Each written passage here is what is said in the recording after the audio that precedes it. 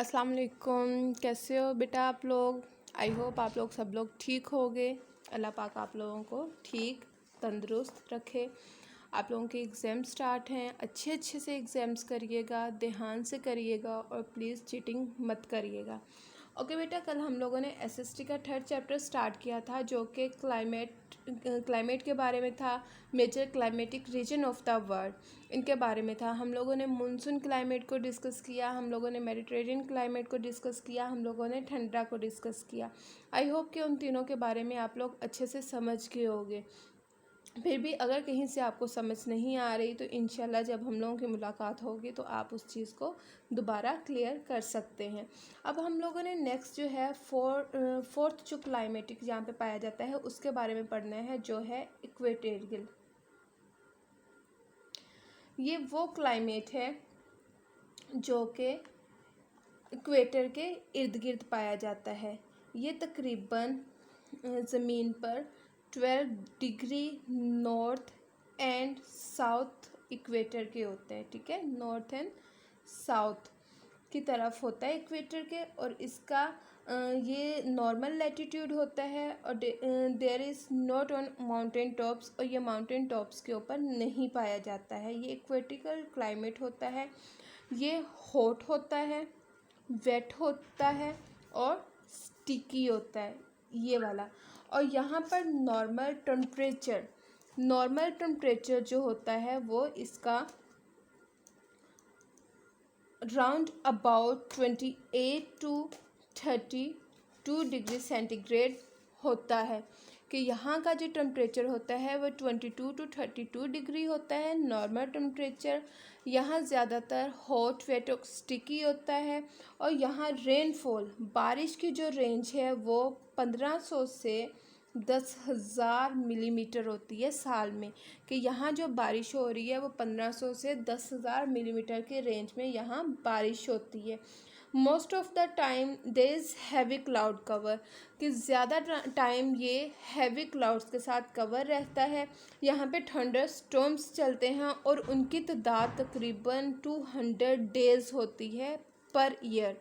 कि एक साल में जो यहाँ पर तूफ़ान आ रहे हैं, तूफ़ानी हवाएं चल रही हैं, उनकी तादाद तकरीबन 200 दिन है एक साल के अंदर। साल में 360 डेज़ होते हैं और उसमें से तकरीबन 200 दिन वहाँ पर तूफ़ानी हवाओं का राज होता है। और वहाँ का आसमान हमेशा हैवी क्लाउड से ढका रहता है। वहाँ पर हीट और मॉइस्चराइज़र, हीट कम होती है, मॉइस्चराइज बहुत ज़्यादा होता है। ये इन्वायरमेंट जो होता है ज़्यादातर फॉरेस्ट के एरिया बेस्ट होता है। यहाँ पर इतने ज़्यादा बड़े बड़े दरख्त का खुद ही ह्यूज जो ट्रीज़ होते हैं वो ग्रो होना शुरू हो जाते हैं, जिनकी हाइट जो होती है तकरीबन 40 to 45 मीटर होती है। इतने लंबे ये जनरली लंबे दरख्त होते हैं। और ये ऊपर से जाके इनकी टॉप्स एक दूसरे के साथ जाके इस तरह मिल जाती हैं जैसे अम्ब्रेला की ऊपर से इकट्ठी होती है। और उस वजह से ऊपर से जो है वो हीट या लाइट जो है वो नीचे नहीं आ पाती है। हमें ये तो लगता है कि दिन है, रोशनी है, लेकिन वो हीट वहाँ से नीचे नहीं आ पाती उन दरख्तों की वजह से। और उसके नीचे जो ज़मीन होती है वो बहुत गीली सी कीचड़ ज़्यादा ज़मीन होती है। से वहाँ पर चलना, मूव करना, रहना बहुत मुश्किल होता है। वहाँ पर भी ह्यूमन बींग्स बहुत मुश्किल से रहते हैं। और अक्सर वहाँ पर इस तरह के इलाके हैं, ये दूर दराज इलाकों में पाए जाते हैं। और अक्सर यहाँ पे इस तरह के लोग रहते हैं जिन्होंने अभी तक बाहर की दुनिया को देखा ही नहीं है कि बाहर की दुनिया कैसी है कैसी नहीं है। यहाँ पर मोस्टली जी बेटा, यहाँ पर तकरीबन जो दरख्त होते हैं वो इतने हाइट के होते हैं, इतने बड़े होते हैं कि वहाँ से लाइट नीचे नहीं आ सकती। और वहाँ पर सिर्फ मंकीज़ और बर्ड्स जो होते हैं वो उनके ऊपर एग्जिस्ट करते हैं। इसके अलावा स्नेक, लेजर्स, ये चीज़ें यहाँ पर पाई जाती हैं। और कुछ टाइगर्स और कॉर्निवर्स जानवर जो हैं यहाँ पर फाउंड होते हैं। और यहाँ के सबसे अजीब और इंटरेस्टिंग बात यहाँ ये है कि यहाँ पर बहुत से स्ट्रेंज फ्लावर्स जो होते हैं ना वो यहाँ पे पाए जा रहे हैं। तो वो बहुत डिफरेंट टाइप्स के बहुत स्ट्रेंज अजीबोगरीब फ्लावर्स होते हैं। जो यहाँ मौजूद होते हैं। यहाँ पर मैंने आपको पहले भी बताया कि यहाँ पर एग्जिस्ट करना आसान नहीं है, इसलिए बहुत ही कम लोग हैं जो इक्वेटोरियल फॉरेस्ट में रहते हैं और बहुत सिंपल ज़िंदगी गुजारते हैं। वो ज़्यादातर हंटिंग करते हैं कि शिकार कर लिया या फ़िशिंग कर ली, वो इसको कर कर अपनी गुज़र बसर करते हैं। ये सबसे इनमें मेन इलाका जो है जिसको आप इक्वेटोरियल फॉरेस्ट में लिख सकते हो वो अमेज़न फॉरेस्ट है। अमेज़न फॉरेस्ट के बारे में आपने पढ़ा होगा, ये दुनिया का सबसे बड़ा फॉरेस्ट है और यहाँ पर बहुत ही अजीबोगरीब जानवर, परिंदे और डिफरेंट काइंड्स के फ्लावर्स और एनिमल्स, प्लांट्स पाए जाते हैं। और आप यकीन करें कि यहाँ पे 100 ऑफ काइंड प्लांट्स और एनिमल्स की इस तरह की हैं जो कि अभी तक साइंटिस्ट जिनको जानते ही नहीं है, जो इन्होंने फाउंड ही नहीं किए हैं। और सबसे सरप्राइजिंग बात यह है कि अमेज़न फॉरेस्ट जो है उसने कवर किया हुआ है 5.2 मिलियन स्क्वायर किलोमीटर का रकबा, जो कि हमारे टोटल एरिया जो इंडो पाक सब कॉन्टिनेंट के रकबे से 4 मिलियन स्क्वायर ज़ायद है। कि ये हमारा अगर अमेज़न फॉरेस्ट के अंदर हमारा इंडो पाक सब कॉन्टिनेंट आ जाए तब भी हमारा जो अमेज़न फॉरेस्ट है वो उसकी जगह बच जाएगी। ये फॉरेस्ट जो इक्वेटर फॉरेस्ट है ये बहुत रिच है इकोनॉमिकली। यहाँ से कट डाउन किए जाते हैं, रबड़ ली जाती है, यहाँ से रबड़ के दरख्त यहाँ पे होते हैं, कॉफ़ी यहाँ से हासिल की जाती है, कोको यहाँ से हासिल किया जाता है, sugar cane, oil plum, mangoes, tropical food यहाँ पर ग्रो होते हैं और यहाँ से हासिल किए जाते हैं। ये जंगलात जो है बहुत फ़ायदेमंद है और इन्होंने हमारे पूरी दुनिया को बहुत इकोनॉमिकली, फाइनेंशियली बहुत फ़ायदा पहुंचाया है। और यहाँ पे इतनी एक्सपेंसिव वुड मौजूद होती है, पूरी दुनिया की सबसे महंगी लकड़ी इन जंगलों से हासिल की जाती है।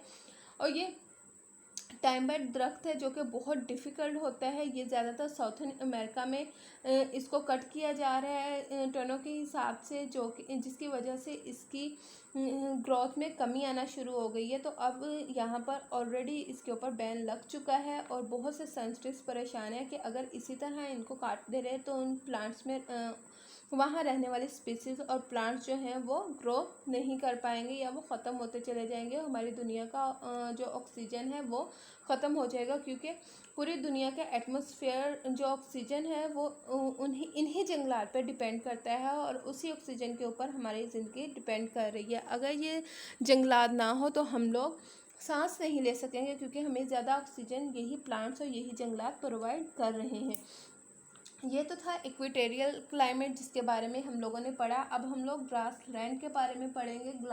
ग्रास लैंड जो है यहाँ पर तकरीबन अगर आप ये देख रहे हो कि 252 ग्रास लैंड में 250 to 500 मिलीमीटर बारिश होती है। यहाँ का समर जो है बहुत ही ज़्यादा हॉट है,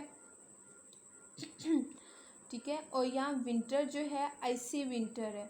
यहाँ पर जो रेनफॉल की मिकदार है, ये एवरेज ऑफ रेनफॉल है वो बहुत ही कम है।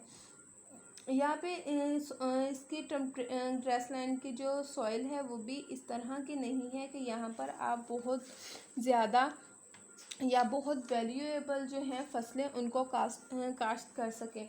ये ज़्यादातर इस तरह का क्लाइमेट आपको यूरोप में, ईस्टर्न यूरोप में और रशिया में मिलेगा। यहाँ की जो सॉइल है वो बहुत ज़्यादा डार्क है, रिच डार्क कलर की सॉइल होती है जो कि किसी ख़ास चीज़ को प्रोड्यूस करने के काम नहीं आती। तो यहाँ पर ज़्यादातर ग्रास ही उगती है, जो वो भी बहुत पुअर क्वालिटी की होती है। यहाँ पर कोई हाई लेवल के या हाई प्लांटिंग तरह के प्लांट्स हम लोग काश्त नहीं कर सकते। और यहाँ के लोग भी ज़्यादातर कैटल को पाल कर उन्हीं के ऊपर गुजारा कर रहे हैं।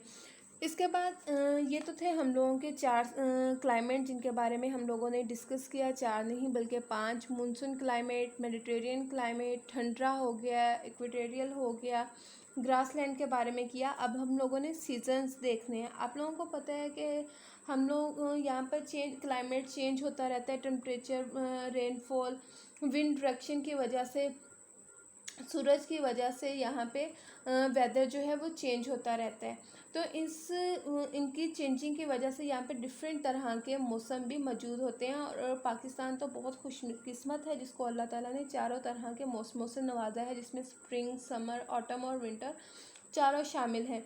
और ये अल्लाह ताला ने इन चारों की खूबसूरती हम लोगों को नवाजी है। आपको पता है कि विंटर सीज़न जो होता है वो हम लोगों का तकरीबन दिसंबर टू फेब तक चलता है पाकिस्तान में, डिफरेंट कंट्रीज़ में। अगर हमारे यहाँ पर विंटर है तो जो उसके पॉजिटिव इक्वेटर चल रहा है वहाँ पर उस वक़्त गर्मी होगी, और जब यहाँ पर गर्मी है तो वहाँ पर सर्दी का राज होता है।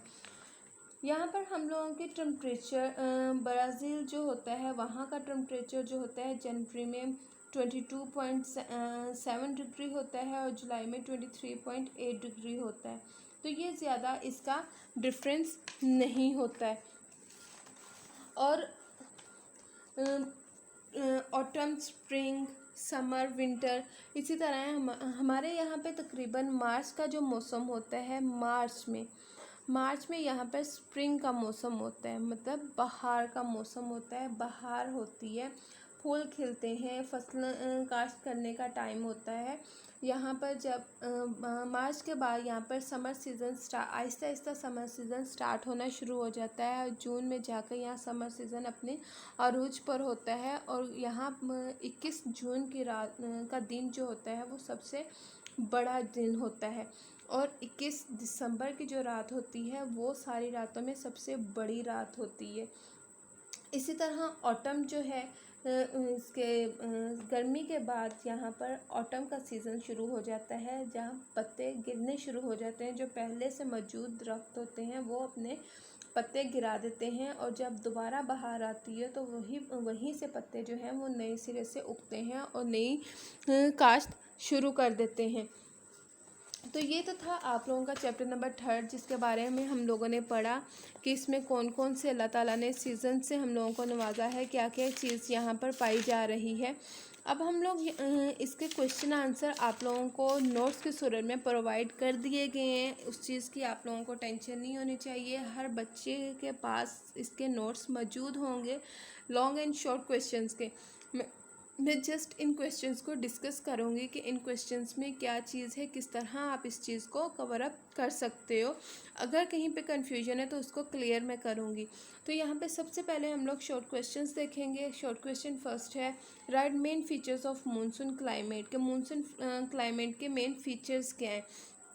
वही चीज़ मैंने आपको जब लेक्चर दिया था बताई थी कि ड्यूरिंग मानसून क्लाइमेट जो हवाएं हैं वो एक डायरेक्शन में हाफ ईयर चलती हैं और दूसरे डायरेक्शन में नेक्स्ट हाफ ईयर चलती हैं। What is the main vegetation of monsoon climate, इसमें वेजिटेशन कौन कौन सी होती हैं।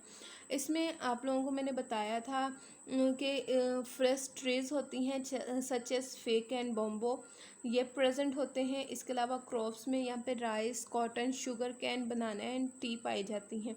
वह इंडिया हैज़ मोर रेनफॉल, क्योंकि बारिशें जब मानसून हवाएं चलती हैं तो ये पाकिस्तान में पहुंचने से पहले इंडिया को क्रॉस करती हैं, ये पहले इंडिया में जाती हैं। तो इस वजह से इंडिया में बारिश की जो रेंज है, मिकदार है, वो 450 मिलीमीटर पर ईयर है, और पाकिस्तान में 250 मिलीमीटर पर ईयर है।